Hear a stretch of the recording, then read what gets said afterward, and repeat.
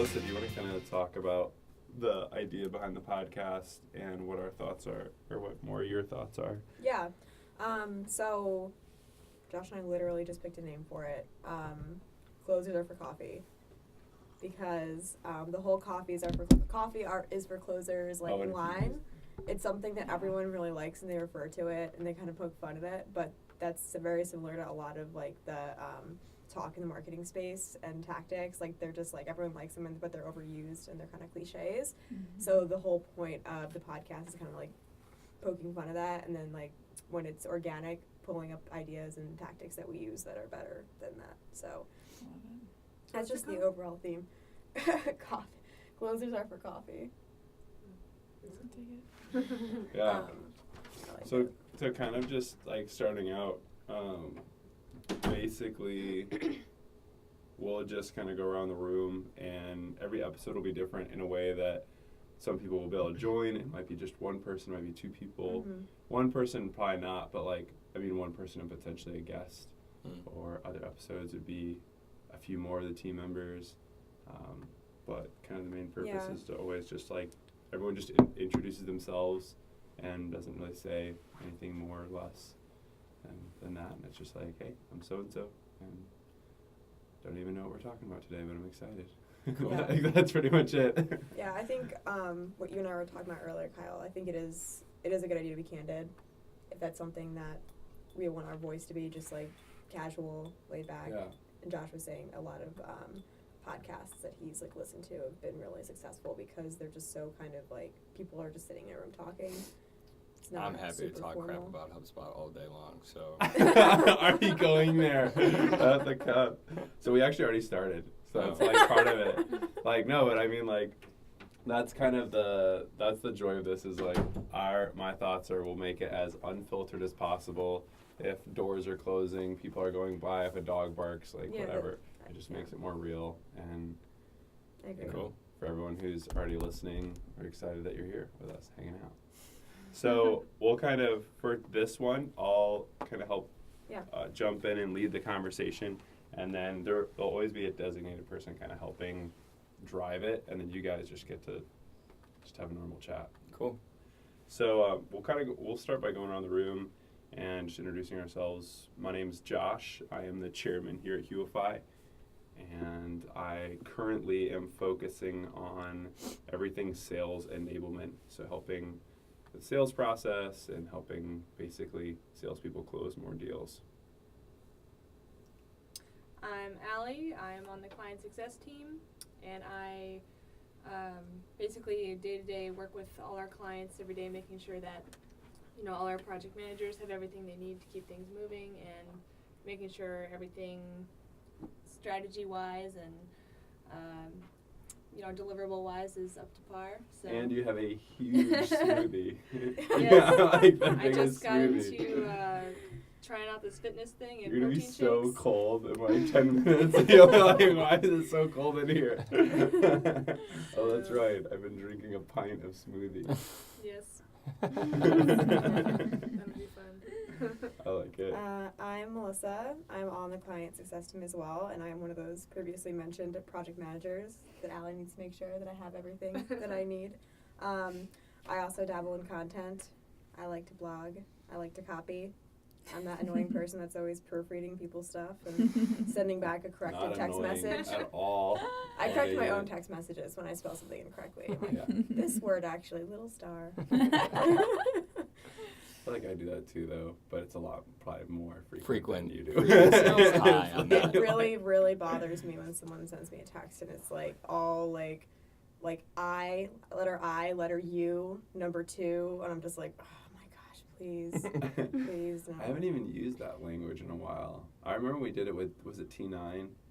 Would you ever use, I sucked at T9. I just went manual on it. I was just like, I was like, why are you talking about that old client T3 we built that website for? It was like T9. I was thinking, what's that company? You never used a razor with T9? Text message? Oh, yeah, I clicked 4 times to get to the D. That's how I did it too. Oh no, I was T9 all the way. Yeah, my ex-girlfriend would just Under be the like, table. I could do some it automated computer text for you, simulated. Look, and then send. But you always had to do the quick check. Yeah, I know, Just but in case. I mean, it's T9 was like, that's not exactly what I wanted to say, but it gets the point across. So T9. We got off on T9. What's your name? Dakota? I'm Dakota. I also work with Allie and Melissa on the client success team and helping with all of deliverables and communicating with clients, and then also recently helping and jumping in on the sales enablement side. So I'm super excited about coaching and doing all that stuff. That's totally a gigolo thing, I just realized. Keep going on. Oh my goodness. How could you possibly know that? I'm Kyle Kramer. I am not a gigolo. unlike Josh. I'm CEO for Huify, working on a lot of stuff on the sales enablement side with Josh, and also kind of taking Huify forward on a big picture scale. Boom.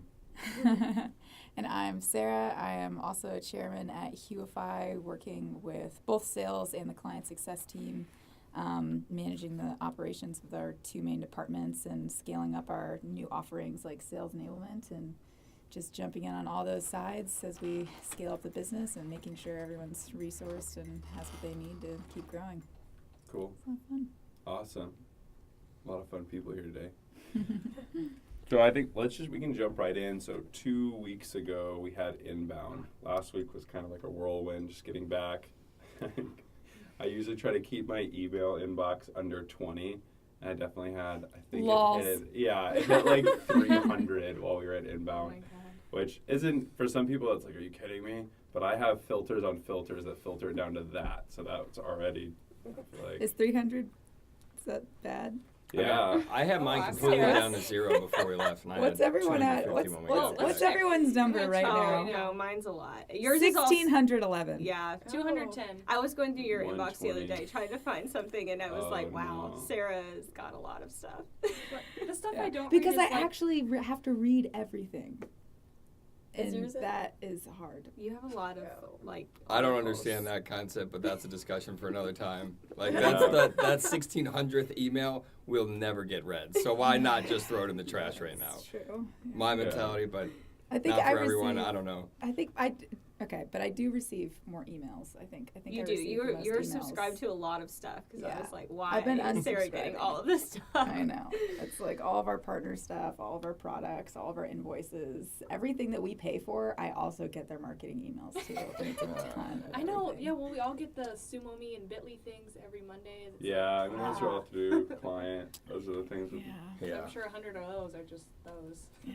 All right, you guys ready for this? Sure. Mm-hmm. Top email sender in October Allie. was me Oh. What? Well, with everything's on 313 emails. Mm. And then top email receiver, this is like absurd, was Sarah. Wait, guess how many emails Sarah received Ooh, in 1 month? Oh, this is good. I'm gonna say 8,000. That is a little high. It was a little high. I'm gonna go with 3,000. Okay, it's a little low. Okay. What else would jump in a guess? 5,500. 4,800. Okay, Dakota wins. Oh. It was 45.66. Damn, you You were guys almost right went on the money. Price of Right. 45-1. Everyone's like, what a dick. Wins! Your job Alright. could be just checking email all day. Yeah. It's crazy. It's like everyone who's trying to sell us something, biz dev anything, cold email outreach, they all go to my email because I manage Yeah. our info email, our Well, there is accounting a couple. email. Yeah, What was our- the get next? those too. What was Yeah. the next? Who was the next person received below Sarah? Oh, it wasn't. It's not Not tiered. even In that close. email, it's not tiered. It just Oh. says who is the top. Oh. This one. Gotcha. But anyway, we could spend Cool. a whole. We probably will spend a whole podcast talking about how we communicate, because that would be a really fun topic that I know a lot of people would enjoy, and we've learned a ton. Mm-hmm. But the reason why our inboxes are full, or at least have been overflowing, is because of inbound. So we had inbound, which for those of you who do not know what inbound is a event, not to be confused with a conference, even though most people would call it a conference. It's an event where people come to learn about marketing, sales, business, inspiration, self-help, Free coffee. Free coffee. Mhm. It's in Boston. This year there was 20,000 people in attendance. And yeah, it was a fun time. So we're going to talk about what we enjoyed. What did you want to say? I definitely called it a conference all week. So what is the Yeah, difference? what's the? So the difference is, What's that? according to after the backlash of all the political stuff, it came out that they were like, it's not really a conference, it's an event. At least this is from Yeah. Marcus Sheraton. Oh, that's interesting. And so he was saying it's not really a conference where it's focused on one thing, it's an event where there are many things, and there could be charity things that come up and present. There could be people talking about Well, that is how true. it'd They be- do that. They Yeah. do that too. So I guess there's a point to that. Yeah, I saw that too. It's exactly. almost like Slack. It's not a messaging app. It's like it's a team building tool, and it's like, but it's a messaging app. It's like Yeah. when Yeah. Backstreet Valid. Boys don't call us a boy band. Yeah. We're a men's a cappella group. Yeah, okay. Gosh. I don't know Yeah. why I remember that. Go home, Exactly, Backstreet like- Boys, you're It's- drunk. It's a conference, but I get why they're saying that. We're a men's a cappella They're group. just trying to justify How why they're dare making thou. celebrities.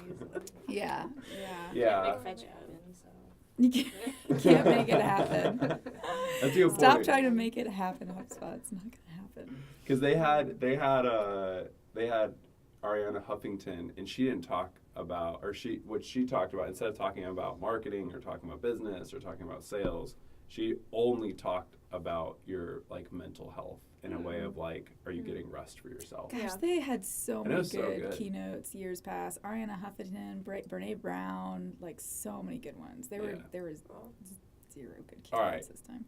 So Yeah. let's talk talk about, about the good I don't stuff. know, Gary Vee was awesome. Yeah, I but really but a enjoyed lot of Gary people Vee. missed him though. Yeah. And the 'Cause it was keynotes the that are first- supposed to rile yeah. people up, they didn't even have a keynote one morning, which is weird. Yeah. Yeah. So But let's it's talk a about, negative. so what were your favorite sessions? Is there one session that or you can have multiple, you can do whatever you want. What was your favorite session that you went to, and kind of why?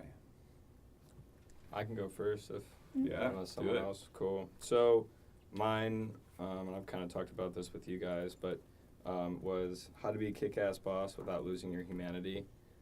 So that was definitely one. This was, I guess, one of the ones that in its title sounded more like fluffy, more foo-foo, but it actually gave a lot of really actionable situational stuff. So this is where, and this is actually the first session that I went to, and I was in there with Allie, and I think we both really got a lot out of it. So, but basically what the session talks about, and she tells the story about the dog that I told you guys. So basically, it's how to communicate and show empathy at the same time to get the result that you want. So she tells the story about how she had just bought this new dog, and she was absolutely in love with it. And so she was taking it for a walk, and there was a man on the street, and she got over to the corner, and he was like, "Wow, I really like your whatever breed of dog. I think actually it might have been a Doberman. It was something big."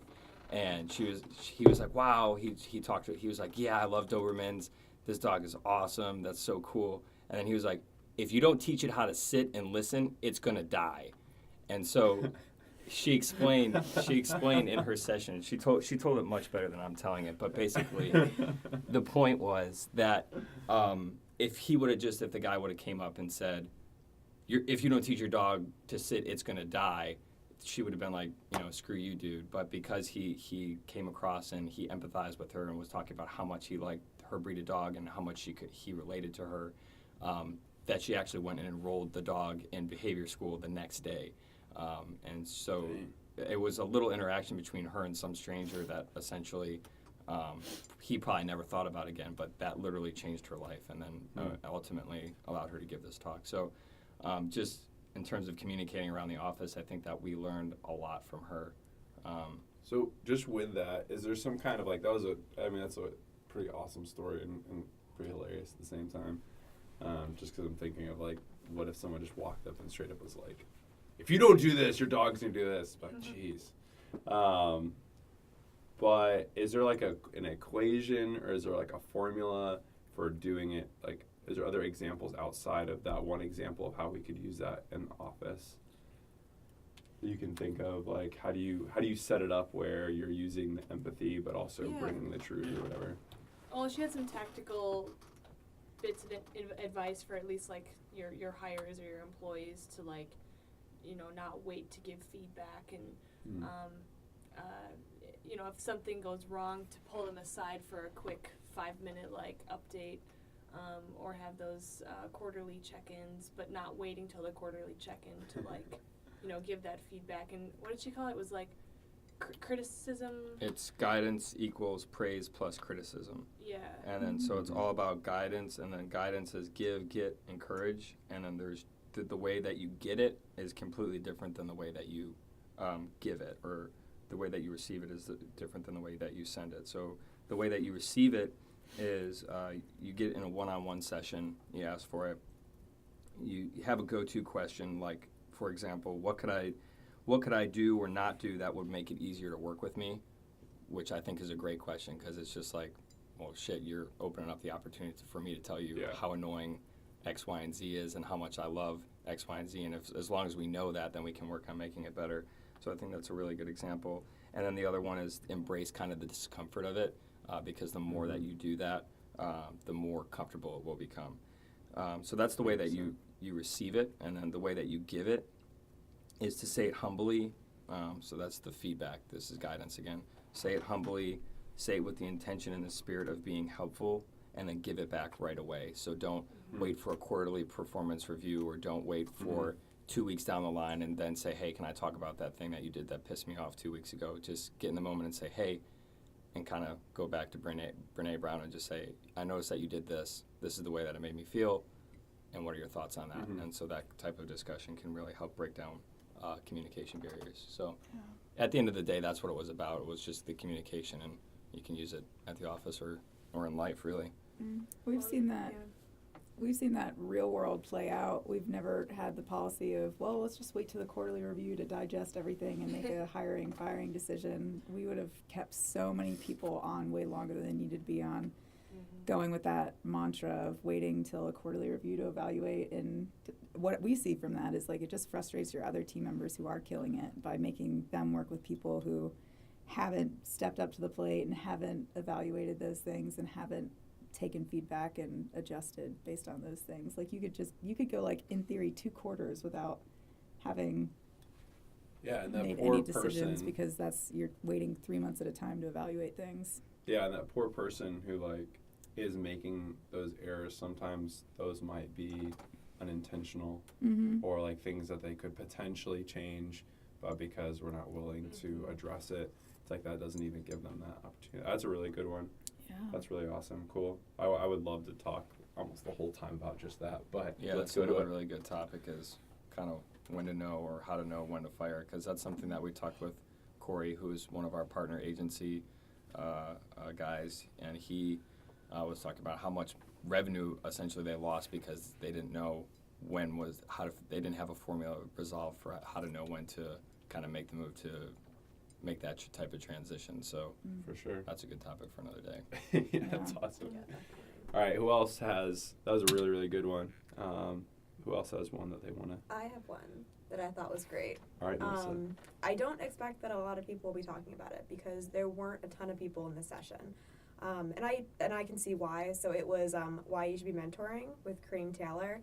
And the only reason I went... This is the one that you said you should change your topic. Yes, title. exactly what I was going to say. It's because of the title. And the only reason I went was I had this like hippy-dippy feeling that I should go. And that's why I went. That's why I went. Hippy-dippy. But so I think a better title, and I seriously just thought of this, I'm kind of ripping off Heather Haberleski's book, but it's How to Be a Person in the Marketing World. Like more than You Should Be Mentoring.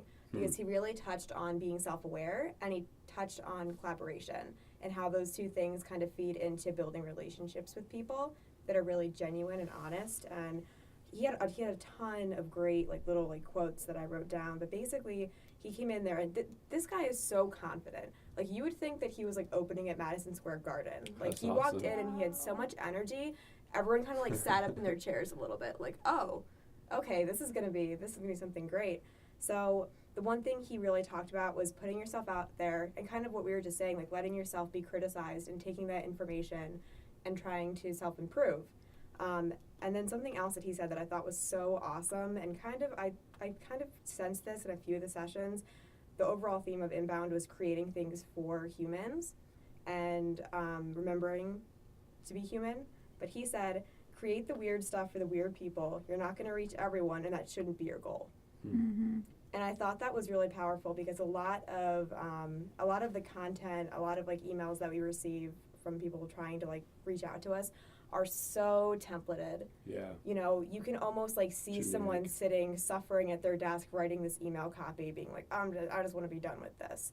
Hi, so-and-so. I'm so-and-so. It's been a while since we talked. Let's set up a call. Like, it's such, yeah, it's such bullshit. And we all get that stuff in our inboxes. Why would you ever put that out there? You know, no one's totally going to agree. respond to that. I feel like AppSumo, not to be confused with SumoMe, but AppSumo does a really good job of doing that. They'll be like, and here's a taco. And like in the middle of their email, and you're just like, cool. Like, I love tacos. Like, you got me. That's awesome. But for some people, it'll be like, okay, that was weird. Like, why are they doing that in a professional email? Well, it's so difficult to hold someone's attention nowadays, you know? You have to do something to kind of like remind them, like, hey, I'm a person too. This is my job to do this. I'm just trying to reach you. Right, so, like panda gifts. Everyone loves we a made panda gift. we made a whole cold email outreach workflow based around the fact that, hey, I know you don't know me, but I think I have things that you're interested in, and I'm going to try and share those things with you over the next couple emails that I'm going to send you, even though you don't know me. But also I'm going to include some panda gifts because just because. And Pandas are cute. Why? yeah, and there was a slightly higher engagement rate. It wasn't statistically significant. It was about the same as the emails we tested that didn't have panda gifts, that were kind of the templated email Melissa is talking about. But on the whole, we received way less chewing out emails back, which you always get. You always get when you send emails to people who don't know you. People are going to be pissed about that, but we got like half as many when we included the panda gifts because... People, See, what how those could you be stats mad tell at that? me, what those stats tell me is include panda gifts in every email we send out. Yeah. Or something funny, like anytime I read a cold email, but then it's like super cleverly worded and like funny and like something really random is in the email. I'm like, oh my god, I don't want your product, but wow, that's a great email. Yeah, I at least don't hate you now. But, Yeah. well, and we're only talking about outbound, but I mean, yeah. some of our best case studies ever have been from inbound, where people wanted to opt in for whatever they were, you know, wanting to follow or wanting more information about. But when we wrote those funny emails, like for the beer app, Next Glass and Untapped, when we worked with them, those emails crushed, and people were like, it's the funniest email I've read, and this is so great, because they felt like we were sitting there writing them specifically because we had it completely staged out. Like, if you do this, you're going to get this type of email. If you do this, you're going to get this type of email. Yeah. And then, and they all had, I mean, some of them had gifts in them, some of them had most of them were really, really funny. Anyway. That reminds me of the Gary Vee talk too. How he was saying, like, that was stop probably being my lazy. favorite, honestly. You know, create content that people are actually going to enjoy. It's okay to like be funny and kind of poke fun at yourself and poke fun at the idea, like, hey, this is going to be a series of emails. I'm preparing you for that reality, but we're going to have fun with it and not take it too seriously. Yeah. I like it. Yeah. I like it. Solid. Who else wants to go? I think me and Dakota had the same one we were going to talk about was the speaking one. Yeah. Basically, it was this professional speaker. I forgot her name. Tamsin Webster. Tamsin Webster. Yeah, we've got her nicely printed out and put together handout that she talked about. It was awesome. We all walked in with notes already on our chairs. That way we didn't have to focus on That's awesome. writing everything down. Yeah, it was cool. Mm-hmm. But yeah, she's basically like a professional speaker, speaking coach that spoke. So it was just like really cool to see someone exemplify everything you should do. And you know, her slides only had very simple images on it, and then we had the handouts, so we didn't have to take any notes. But it was just she rocked it. It was like when you walked in, we sat down, and she was at the front of the room, and I literally leaned over to Allie and was like, she's about to crush it, because she was standing up there like she owned the room, and she wasn't like... Power posing? Yeah, no, it was... Did she yeah, have like it was arms for real. raised power pose No. like this one, so everyone knew? Like, I'm about to rock this, you have no idea. She wears sunglasses. No. Nobody can see, but Josh is standing up in the middle of the room with both hands. Both in the air, hands like, raised why? high, like touchdown victory. No, she was wearing a red dress. She was Power powerful. dress. And she wasn't, yeah. yeah. Power move. And she Vibe. wasn't like messing with anything. She had her mic and everything set up, and she was just chilling. Was she just like glaring at the audience? Yep. Just like sitting in Amazing. a lounge chair and then like Amazing. She was like, you come don't even in. know how much knowledge I'm about to drop on y'all. From watching her talk, do you think she, Gary Vee always says this about speaking. He says, before you go up on stage, like, get angry at your audience. Like, I hate those effers. Like he says, get He's angry like, at the your fact audience. that they're not doing anything I'm telling them. Yeah, and he like psychs himself up, and that helps him speak. Did she embody that a little bit, you think? I don't necessarily think angry. I just think that she just knew what she was about to do, and she was like, yeah, all of these empty chairs in here, that's mistakes. So here I go. Yeah. You know? Oh, wow. I love her. I love that. Yeah. Yeah, I know. She was great. Every single speaker at Inbound should have been required to go to her session before they even prepared their presentations. Yeah. Nice. That was the So- biggest annoying thing. The fact that we're not like constantly going back to back to back with all the speaker. Like, Oh, I know. Yeah. anyway, Yeah. that's awesome. That's Cool. really cool. So what was some highlights though? We just talked about how cool she is, which is I'm down. I mean, that's great. But like, what was a big speaking takeaway? Like one nugget that you were like, this in itself was so awesome to know this. That keynote thing you told me about was pretty awesome. Oh yeah. So she broke down all of the different types of talks, basically all address your why, what now, and then your how. And so she basically said, which was interesting, which is why all of the speakers at Inbound should have gone to this presentation, because I think that the breakout sessions would have been a lot better, that keynotes are your whys. So that is like your fluffy and inspirational and big picture ideas, and then you always have to end with a what now and then a how, which she did. I mean, she did her talk was a lot of why, and then at the very end she was like, oh, by the way, here are 5 different tools that can help you enable doing all of the things that I talked to you about. Write them down, goodbye. And then real quick, is a what now, like, here's the things you should take away from this talk? I'm just trying to understand that part. So she has, so I understand the change. Do I know what I need to do now? Yeah. And okay, so, cool. yeah, So it's like the key you know, takeaways. oh, here's why we should Making it be actionable. humans. Okay, cool. Like, I totally get that I need to be a human, but what do I do now about it? And then, I feel human. Great. You What? eat, you sleep, you drink water. Okay, well, how do I get that? Well, you come to our store and right, I like it. right. And then how? I like it. Okay, so this is what you need. Yeah. So, Oh, Yeah. perfect. and then, That's awesome. so yeah, keynotes are whys, sometimes what nows. So, that's, breaking that down. And then breakouts should always be how. So they're always smaller sessions. Most of the time, especially at an event, not a conference, like Inbound,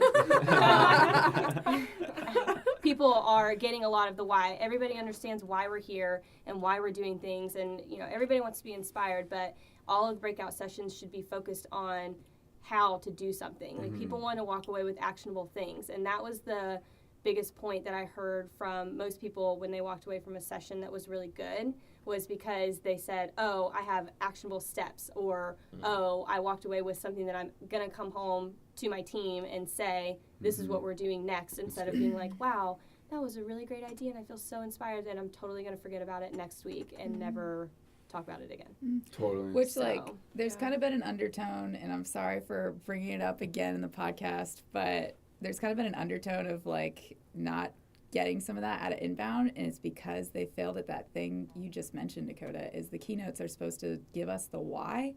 And in years past, for some of us that have been there, we felt the why. There was a purpose. There was a whole vibe going on that the MC would bring and the keynotes would bring. And I'm just realizing, like, this year that they really kind of fudged that up. Some speakers canceled. The Inbound MC wasn't really on top of it. And I'm realizing, like, when you told us about this talk for the first time, I was like, yeah, that makes sense. But now I'm reviewing Inbound. I'm like, they did miss the keynote thing. And that's why it kind of sucked a little bit more than it did last year, because they did miss that. I don't remember which one it was, but when they did a speaker change, the MC literally he ran out and was like, and it's so and like did a pivot turn and like ran off the stage, and it was like, what was that? Did you guys not rehearse that? There were like a few really awkward moments where you could see everyone in the crowd was like, what was that? Just like the one with the live where they brought her on stage and it was like Barb? And yeah, Barb! and That like, was so and goodbye. weird. And you're like, Oh yeah. everyone's that like, was oh so cool, and cool. then we can ask her questions about Stranger Things. Like, okay, I'm kind of down with this. And they're like, that's no cool. questions. And then She's here now, just she's like- gone. Just like she was in Stranger Things. Like,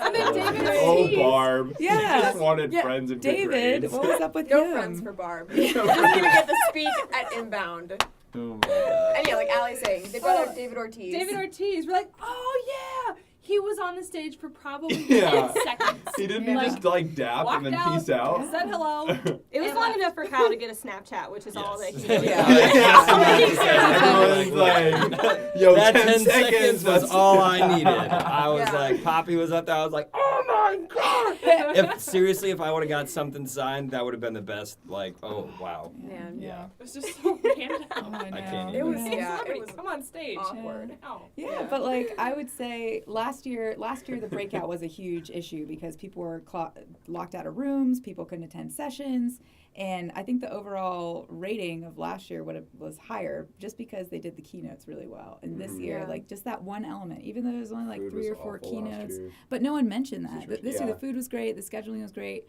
but because the keynotes weren't like they Yeah. didn't like shepherd the crowd that way and do due diligence to like Or just explain like to know what everyone we why do. we're here. Yeah. That was, what that we're was kind of doing. insulting. A little bit. Logistically, yeah, it was way better. Yeah. but- So Yeah. so I only went to 2 talks because a few of the other team members kind of had the same schedule as me because they helped out so much with my talk, and then also that's why I didn't go to some is because I was prepping for my talk as well. But out of the 2 talks, one of them was Dan Tyre, and he's a very, and it was all about how to build rapport, and very, it fit extremely well with my talk. So there was a lot of similarities there and a lot of crossover. And he's a polished speaker. I mean, that's what this guy does. And it's about building rapport. So it's like, by the end of it, you at least loved him, and you're like, he at least is fun, even if I got maybe 10% or 20% out of that talk that I felt like was relevant. And then the other talk was about selling with AI, and it's kind of going back to what you were just saying, Sarah, and what you were saying, Dakota, was a takeaway from that talk, is that it was very, why would we use AI in sales? And it was a breakout, and the whole room was there because they knew why. Right. And they wanted the how. They wanted the takeaway. So it's kind of like, it's like people doing methodology talks. It's like, look, I didn't come here for your methodology. I came here because I wanted key takeaways of how to leave. And if your methodology is a part of it, cool, but show me how to actually execute the methodology. And so, I mean, even though the AI talk, I enjoyed the subject and the guy was really smart, it was complete like why you should care about AI. And everyone in that room was like, tell me the tools, Yeah, and all right. that stuff. So anyway, I as far as like the good talks, I would say, because I only went to those 2, so I would say Gary Vee, because he just hit the nail on the head. He talked a lot about, he called out the audience on a lot of things that I know most of those audience members struggle with, like outbound messages and like when to just blast people and outdated ways of doing marketing, and even other keynote speakers or some of the other people that got on that keynote stage would make fun of or like say like, oh, Snapchat, whatever those kids are up to these days. And Gary Vee is like, y'all are idiots. Like the fact that you don't know like how to focus on where attention is, like that's the only thing that matters. Attention is a currency, and like every second is one, whatever, call it a coin or call it a metric using a currency. And so like go where people's attention is and you will win. And even with us, like we've been able to bring in a B2B lead that could be a $360,000 contract at a minimum for a 1-year contract through Snapchat. And it's like, and people are always like, oh, well, that's just for B2C play with consumer products where you have lots of kids. And it's like, not necessarily. That's just good at building relationships. That would have been a great session. Oh, Period. totally. I think a lot of They'd have people, packed out. and I'll totally like throw myself under the bus. Like I just reinstalled Snapchat like 2 weeks ago at my team's recommendation. Very Melissa, pressure. download it. Download it. Melissa, do you care about anything that we do? And disclaimer Literally, for no, Allie Melissa. every single day was like, "Are you sure you don't want Snapchat? Because we sent really, really funny pictures." Did you download it yet? I had a moment where I was like, you're gonna download this. That's what she was really saying. You're gonna download it. But so I think what Josh is saying about attention being a currency, like that's totally true, and it's true for the people who aren't using these new things because personally, I was on Instagram all the time. So I'm like, do I really want one more thing to update? But something that Gary Vee said that really resonated with me was that, a lot of these channels like Instagram are so flooded with just spam and crap. Noise. And they're headed out. So that kind of changed my mentality about Snapchat and things like Snapchat. Like, take a chance on the new platforms where attention is just growing, and that's where you have the most potential to, like, actually get people to pay attention to you. But I think for a lot of people that have been in marketing for a while and don't know that, like, they need to be educated, and Inbound would have been a great place to do that. Like, you don't know what Snapchat is? Like, we'll show you and help you set up an account and walk you through it and tell you why and tell you how, but that was another thing. I wish they would do that next year, is put out a call because one of the talks that I submitted got turned down because someone had already put in a talk for a title that was very similar, right? And so one thing I wish they would do better maybe for next year is put out a queue of topics that they want people to speak on. Yes. Like they do for South by Absolutely. Southwest. Yeah, exactly. Yes, I was they do trying that to for say a the lot same of big thing. events so that you can kind of, You can because it pitch doesn't it. make sense for, even if my talk would have been better, because it probably would have been, how are they going to know? How are they, they're still not going to want to bring, two of the same exact talks to the table for their audience. That's not doing good for their audience. And I will put a disclaimer out real quick from Melissa. Droid makes it very hard to get on Snapchat. All of our Droid friends, so. My droid's Yeah. on its way out. I broke it over the weekend. No. The screen is completely cracked. So it's dying Everybody says anyway. no, but then everybody's also really excited because that means iPhone is around the corner. Oh no, that sucky droid brother. Oh, shit. That What sucks. now? What am I gonna do? Bummer. Do you guys want to share just real quick your favorite quote from the talk too? Because those were really interesting. If you guys have them queued up, I guess. Yeah. I can go right into mine. Yeah, please. So, and I'm really sorry if I butcher how you pronounce his name. It's Jia Jiang, maybe? Just say it confidently. It's good. Jia Jiang! Yeah. There you go. This was his name. This is his name. Then he's gonna hear this. I'm like, that's not my name. That's not my name. So he said he was a part of one of those bold emotional talks that they did. So he was only on stage for 10 minutes, but his quote was, "If someone says no, ask why." I So love true. that. Love I have that. Can I have that? No. Why? Goes in line with Why? was that the Ask Outrageously talk? No. It was Different related. one. It wasn't the Oh. same talk, but it was very similar subject matter. So my favorite quote was, okay, so this is less of a quote and more of kind of an actionable key phrase to take away. But it's after asking someone to explain something for you before you send them down that route, just saying, and if it's okay with you as you go along and explain that, I'm just going to jump in and interrupt you and ask questions. Is that okay? And then they're always going to say yes because and we've already been experimenting with Josh and I have, and people love to say yes to this question. They're like, oh yeah, jump right in and interrupt me, and so and they just love it. But what it helps us do is once they give you permission to interrupt them, then you're not being rude anymore, and you're just trying to help, and it helps so much because. What we deal with a lot of times in sales calls, and it's tell me a little bit about what's going on. And they just vomit everything on the table. And then as you're having a natural conversation, it's hard to go back and touch on all the points that they brought up and do it in the most relevant way. So the best way to go through it is to kind of go through, and as they bring something up that's a potential pain point or something of interest that you could use in the conversation, you just say, whoa, wait, right there. Why, and then you can jump into the why behind what they just said. So that was definitely the biggest, out of all the sessions, that's the biggest takeaway that I took away. Love that. It's good. I almost said at the beginning of this, and then I regretted not doing it, but then I just wound up jumping in anyway and not doing it, and it worked out. You guys had some good quotes from like that boss talk or the speaking talk, Dakota. Oh, boss talk? Oh, the how to be a good Kickass boss, not boss. use your humanity. Yeah, the quote I wrote down was, hold on, I'm going through my tweets. Okay, wait, no, wrong one. Oh, yeah. We've got to be willing to piss people off and care about them at the same time. Kim Scott. That's so good. And that was the Ask Outrageously. No, Kickass boss. Oh, oops. Reminds me You of read it, like Pandora. relationships you have with your sister or brother where you're Yeah. where you're so candid and you'll call them out on their stuff, but it's because you have such an intense love for them. You're so much more honest with them over any other people. Yeah.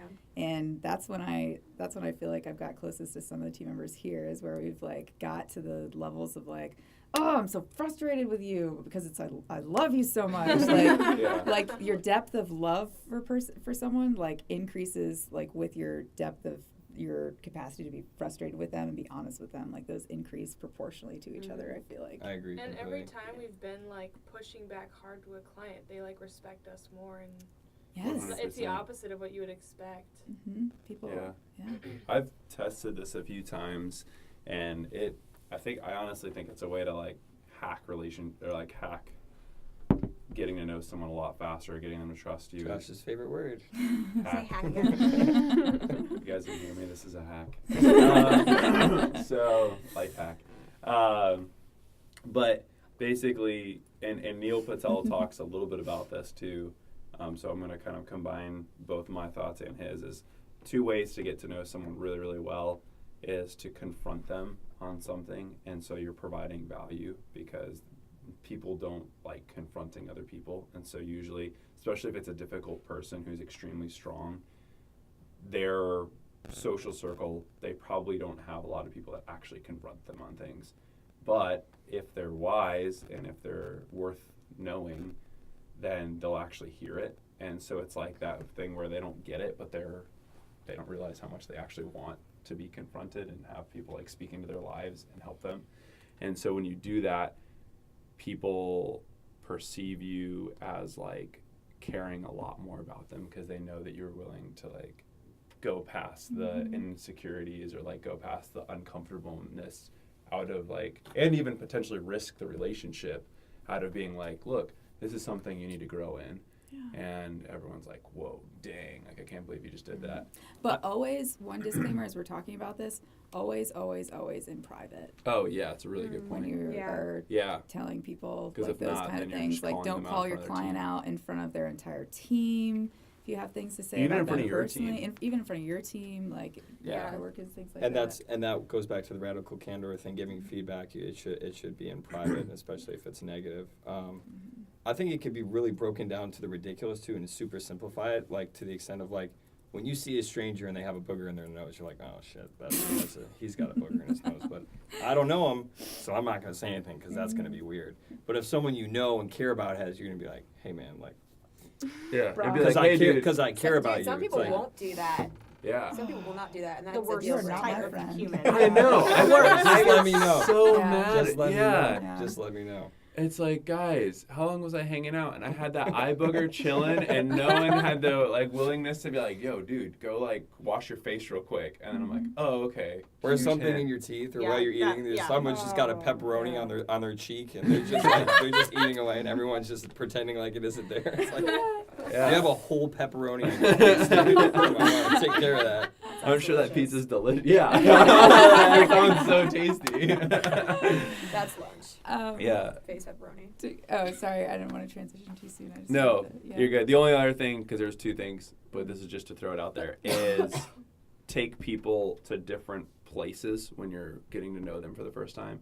So the brain will, like, when it goes back to the memory bank of your relationship, it will remember all of these different scenarios that you guys were in. And so it's a way to, like, in an hour time, if you guys go to 3 or 4 places, they will feel, that other person will feel like they know you a lot better than the person that they've had 3. If you go 4 places, let's just say different places, and someone's met with another person 3 separate times, they'll feel like they know you better because you just have more experiences together. I'm going to share wow. 2 stories real quick on how I've seen this play out in real life, this exact theory that Josh is talking about. One, inbound, how comfortable we get with each other just from going to Boston together. Like, Dakota's over here rapping Nicki Minaj, something I never really knew bad. Dakota could do. Like super awesome. bonded. So real life example we can all relate to. I feel like we all, after inbound, you're traveling on airplanes together, like super bonded after that.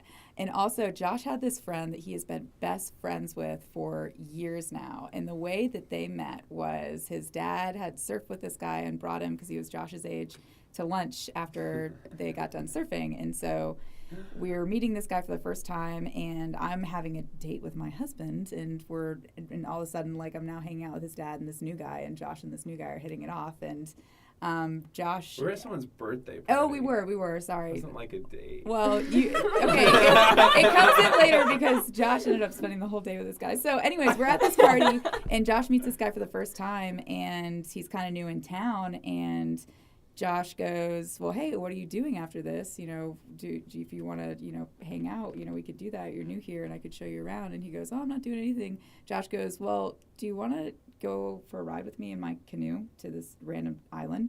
And the guy was like, yeah, sure. Just had lunch together, first time ever. And they go do this thing for the next 6 hours. They're together in a random canoe with a stranger, like no one else around, in the middle of the ocean. Island. And to Masonboro Island, uninhabited island. And that's what they did for the next 6 hours. And then after that, they went and got dinner. And it was like the whole day they spent together. And ever since that day, BFFs. From just that day, and it was just. I feel like that's something I would do. Yeah, right. Yeah. But like, I like to just spend a lot of time with people. like Just, after that, how can you not be best friends? Right. You just trusted your life to some guy who never met and went to him with a random island. Like, he could have murdered you, but he didn't, yeah. and now you're BFFs, and that's just like super bonding. That's what that would be.